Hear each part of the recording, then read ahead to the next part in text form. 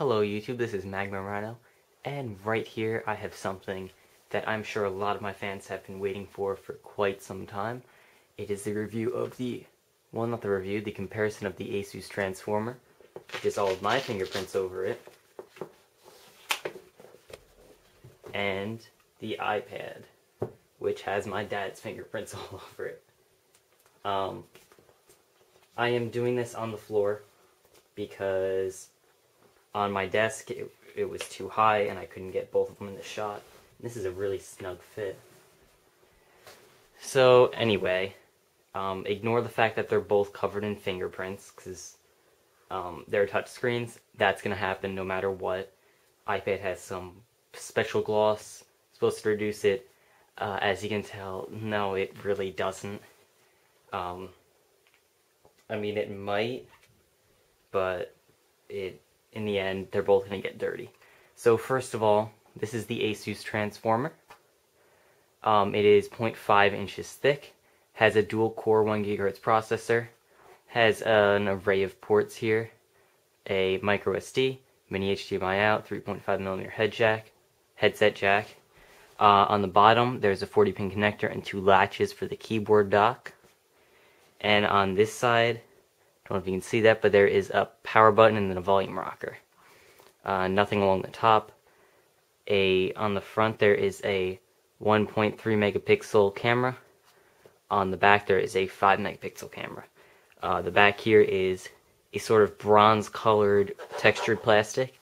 So yeah, it's plastic. It feels kind of cheap, but it's got a nice texture to it, so it kind of makes up for it. Here, this is the iPad. My camera battery might die, so bear with me.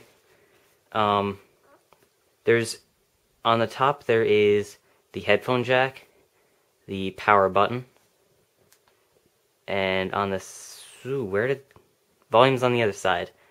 The 2 volume rockers and, hold on a sec.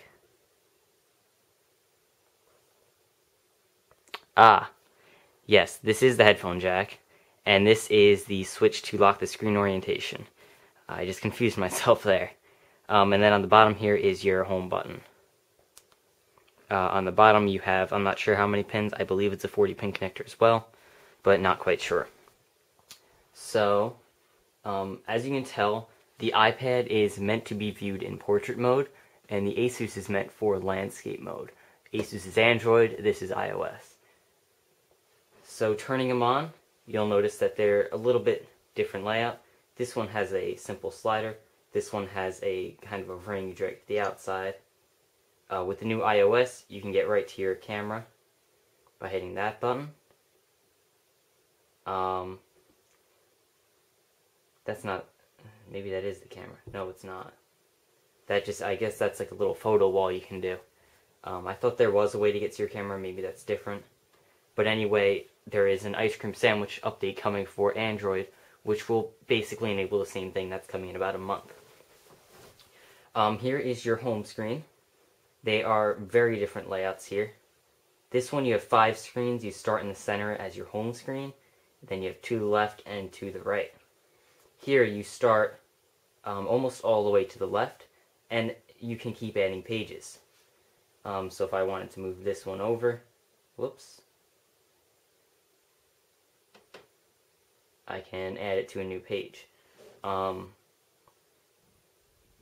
Let's just move this back. Go on. So it goes into an edit mode whenever you hold anything down, so you can move all your apps. This one's a little different, whereas you're only moving the one that you're holding your finger on. Once you let go, you're done. Changing pages is a bit smoother on the iPad, as well as it's a little bit quicker. But it still is relatively smooth on the Transformer, don't get me wrong. Like, unless you're going side by side like this, you're not going to notice it.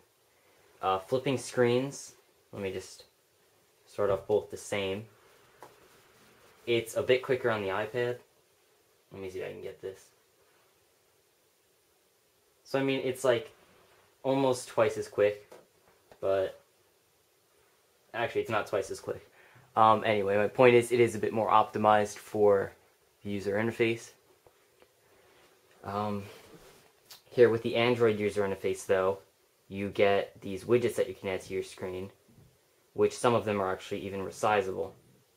So that's a nice feature. It is not just all the app icons you get. Also here you get the search, and here you get the little search button up top. Let me just check my notes. As far as screen goes, Asus Transformer wins here. It is a 1280 by 800 IPS display. Here it is only 1024 by 768, still IPS, but this is actually 10.1 screen, this is 9.7. This is widescreen format, this is full screen format.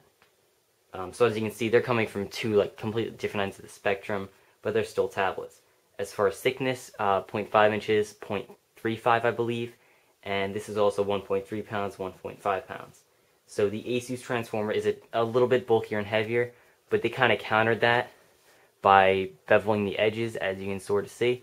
So it feels like it's still relatively thin, even though it is on the thicker side. Processors both have a dual-core 1 GHz, RAM 1 GB, 512 megabytes. So this will be a little bit better for multitasking. Camera, I believe that's only a 0.3 megapixel, whereas that's 1.3. On the back, I believe this one is only 1.3, if I'm not mistaken. It might be 3, but this one's 5, and it beats the iPad in that. Let's see what else. Battery life. This lasts about 6 to 7 hours with normal use.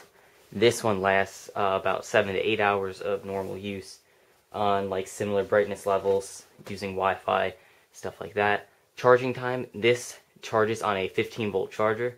This one only charges on a 5-volt, so this takes about 3 hours to charge. iPad about 4. Let me just check my notes here. As far as wallpapers go, here you can only have a still wallpaper, whereas Android lets you customize it a bit more. You can get live wallpapers for it, such as this one called It Comes With It, and it basically shows your battery level as the waterline. So that's pretty cool to play around with, and it bubbles and all that. And it still keeps it pretty smooth changing pages. So, as you can tell from the iPad, it is a bit more simplified, whereas the Asus Transformer, you can customize it a little more.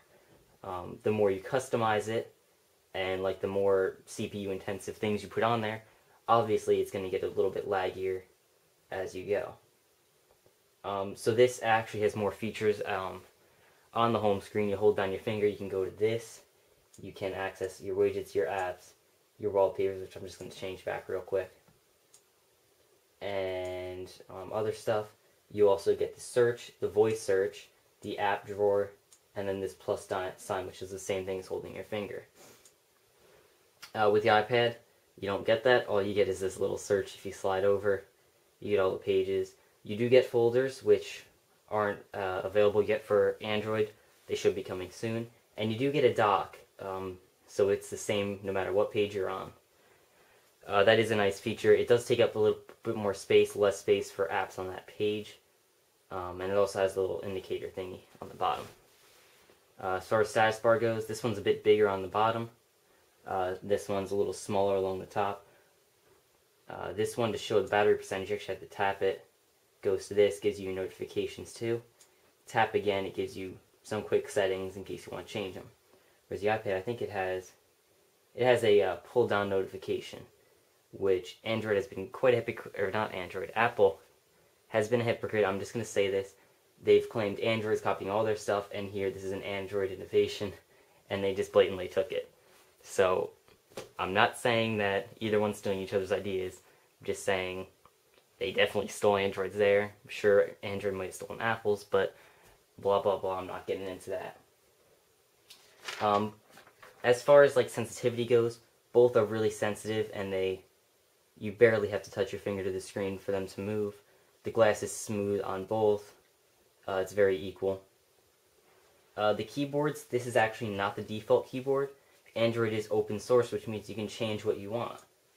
Oops, this isn't the default either. This is the default keyboard. So they are pretty similar. This one has a go and this one has a search. This one has a number row, this one doesn't. But pretty much identical.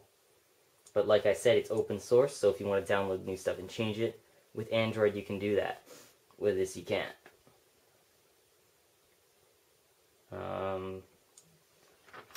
So, as far as like the built-in apps go, this one definitely wins as far as the music and the browser apps go. It's a lot easier to use and it's a lot more reliable. You have tabs down here, whereas the Asus Music app, to change your thing, you have to go into this like folder, and then it loads them all up here. Loading's a little bit slow, but then if you tap it, it'll throw all the playlists, and then you can go into them and play the songs. Just have this little nice play bar down here, and home button to go home. Android has this back button, which is very, very, very, very, very useful. Whereas in Apple stuff, if you go from one thing to another, oops, that doesn't work. Like if I were to go, I don't know where I could really go that you'd have to go back. Grr. Alright, I can't demonstrate it. But anyway, with this, if you go into something,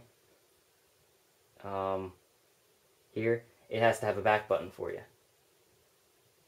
Like that. Whereas this, if you go into something, like I'm in this, you don't need a back button because you have one no matter what. As far as multitasking goes, this one has a dedicated button for multitasking. Then it pops up a window with the name of the app and a preview window of what exactly you were doing in it. This is a little more simplified. You can set it as you double tap the home button, and it just pops up the name of the app with the icon. So as far as multitasking go, the Transformer wins on that one.